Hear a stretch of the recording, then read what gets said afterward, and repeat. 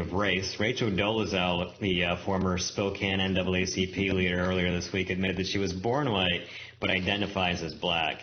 Peter, we live in a culture where we're supposed to accept a person for whatever gender they are. Why doesn't the same thing apply to race? But on that same topic, given what we're talking about, why would anyone choose to be black?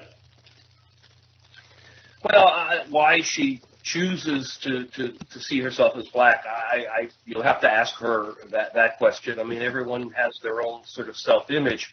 I guess I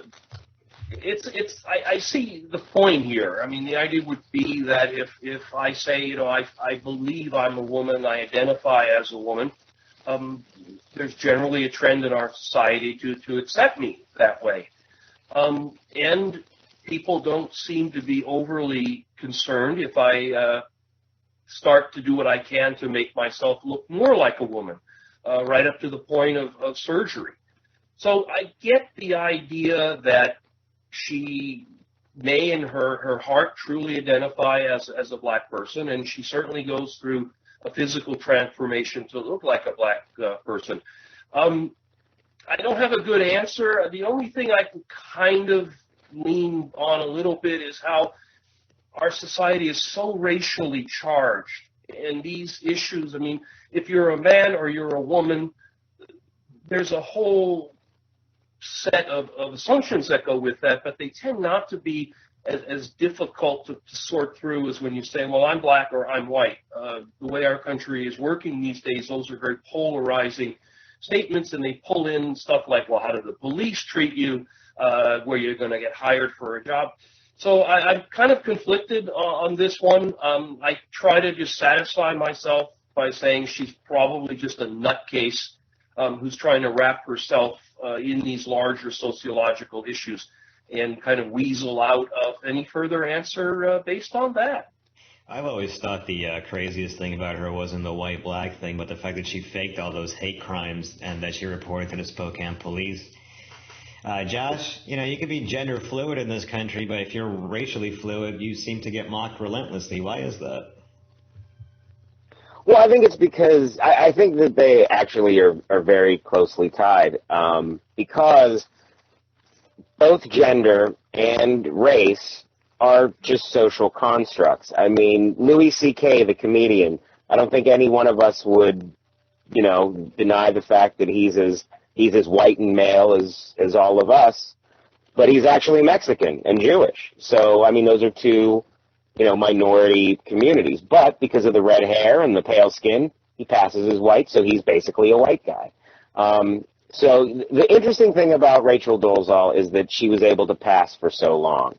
And if she was able to do that, just as if you see a transgender male or female who you don't know is transgender, to them, they're just who they say they are.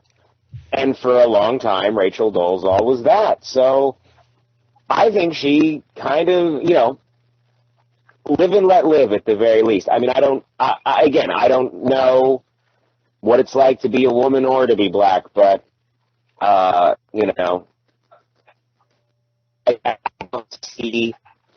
don't have any reason to complain against that. If that's how she wants to identify, fine. Now, when people of color have complaints, well, that's a discussion she should probably have with them. But I just don't think it's up to any of us to say who anyone else is.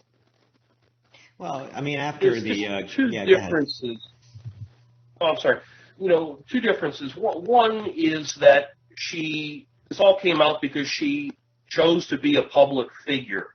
And so before... it came out because her parents narked her out to the media. Like, she was working in the Washington chapter of the NAACP. No one knew who she was. No one would care if she wasn't running an NAACP chapter. Yeah, I mean, if she just worked at CVS as a cashier, nobody would... So there's kind of... Again, I'm not stepping hard on these points, but I mean, if you push yourself into the public specter in whatever form, you are giving up certain bits and pieces of privacy. I think the second one would be that when all this started to come out, her parents narking her out and the media starting to come up with these pictures, she didn't really step up and say, look, I'm a person who was born phenotypically in one way, but I identify culturally in another way, and I need my space on that. And I think, well, she tried to lie about it. She tried to hide from it. I think it seems, forgive me, Rachel, it seems like she came up with this argument about herself very far removed from the time when this was brought to the public's attention. Eric, after I will admit I am shocked that we're saying her name again. I kind of thought that was done. You're welcome. Eric, after the Caitlyn Jenner thing, everyone got scolded for making fun of her. Don't you call her this? Why hasn't there been the same response to it? Rachel Dolezal's quote, transition. I don't know. The way I look at it, I think of Oprah, saying to people, transgender for everybody, race for everybody, like just letting anybody be whatever they want. It's something similar to that. I mean, at this point, if we've already let people decide to be women or men when they're the opposite gender, then just throw race in. Next thing you know, maybe some people want to be aliens. Some people will say Pluto's a planet. It's not. You know what I mean? Like it's just an irrelevant argument. It's not worth getting into because no side is going to be right. And it's just, to me, it's just one of those things you push off to the side and stay out of. All right. Well, with that, I would like to go and begin my. Well, I will say this. One more point on this. I will mention. At least just, I think that one of the reasons why we love to talk about her and why she keeps coming back is because, there is attitudes haven't shifted yet on the transgender thing, obviously, but they are shifting. People are starting to become more accepting of that. And people always need someone to shit on. And I think something about, and to be fair, I have heard arguments where that by claiming to be black, she is, in sort of insulting the struggle of people who don't get to choose or whatever. That it's like the ultimate form of white privilege to choose to be black. But I know Eric was kind of, maybe kidding there, but I absolutely think, why don't we just let people be who they say they are? If Peter I was serious. said that, he was a 1920s Alcatraz inmate because of the shirt he's wearing, I would accept that and hope he gets released and, don't get on the raft, Peter. No one ever makes it. I was serious with what I said, but let me ask you one thing. When people start saying, though, that they're legitimately vampires or zombies and they want to identify as a vampire, is that okay, too? There people already identify as vampires. No, of course. It already does. Now it becomes legally binding. Now it's something that's legal. I'm legally a vampire. Well, the thing is that there's no... legally black. Yeah, well, who is? Okay, but in the case of transgender, though, whenever a man is going into a woman's washroom, that is when it becomes a question of legality at that point. By the way, I am for this stuff. I don't mind. It doesn't bother me either way what people want to be. But I'm asking of course. At what point do we hold the people to a standard where, like a woman going in a man's bathroom, vice versa? Well, I think it always comes down to the what is involved. With the bathroom thing, I've never personally understood that. But again, I've gone to the bathroom in a ditch in the desert with, all sexes, and all you want to do is sit and think about where you are.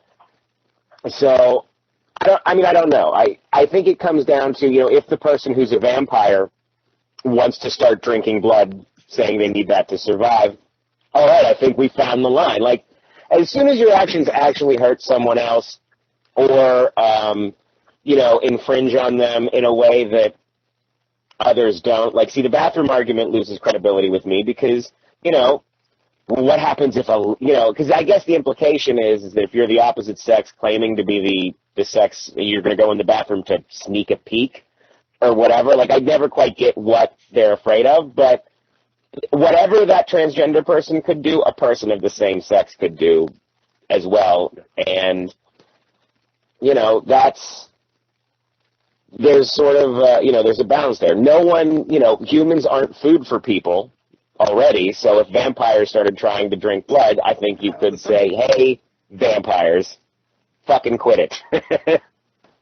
Speaking for the vampire community, No. You make a good point. I mean, maybe it's just me, but I really don't think of bathrooms as overly sexualized places. Well, there's still stalls in them, right? Yeah. There's stalls and all that, but I mean, it's only men that stand to lose the most, I would say, in that case. Well, there is an interesting one. I was just going to say there's a story going up today that I'm going to be doing about a case, I forget which state, but a transgender student, male to female, the Obama administration or the Justice Department, or maybe it was the Department of Education, one of them said that she has to be allowed to shower with the other girls.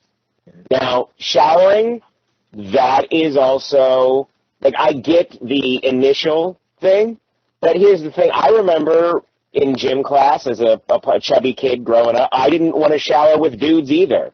If privacy in the showers is such a big deal, require privacy for every student. If not, shut up and then don't look at their genitals. Or do. I don't know. It's free country. It's a free country. That is as noble a thought we can leave it on as any. So thank you guys for joining us once again. Hopefully you tune in next week and keep reading Latest.com.